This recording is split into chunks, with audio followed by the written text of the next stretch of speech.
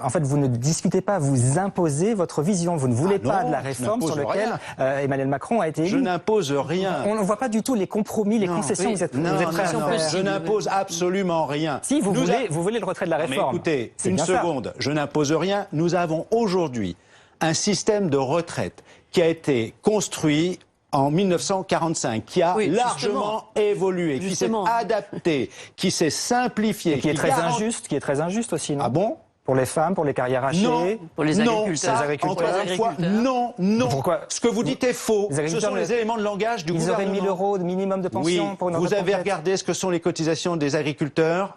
1. 2. Est-ce que vous êtes au courant que le régime des salariés contribue chaque année à l'équilibre financier du déséquilibre démographique, il compense le déséquilibre démographique des régimes des indépendants, des agriculteurs. C'est de l'ordre de 4 milliards d'euros chaque année. C'est 4 milliards d'euros chaque année du régime des salariés vers les régimes des indépendants, des commerçants et des agriculteurs. Je ne dis pas que c'est satisfaisant pour les agriculteurs. Justement. Je ne dis pas ça du tout.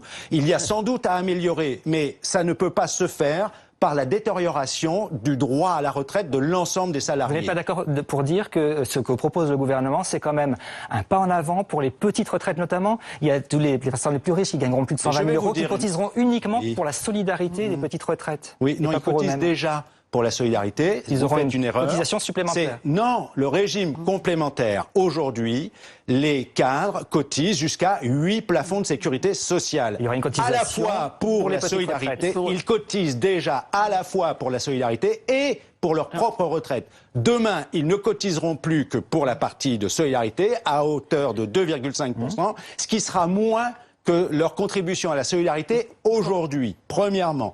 Deuxièmement, le régime de retraite, comme vous dites, n'est pas inégalitaire pour les femmes. Il n'y a pas de paramètres dans le système de retraite aujourd'hui qui disent que les femmes auront moins de retraite que les hommes. C'est entièrement faux de raconter des trucs pareils.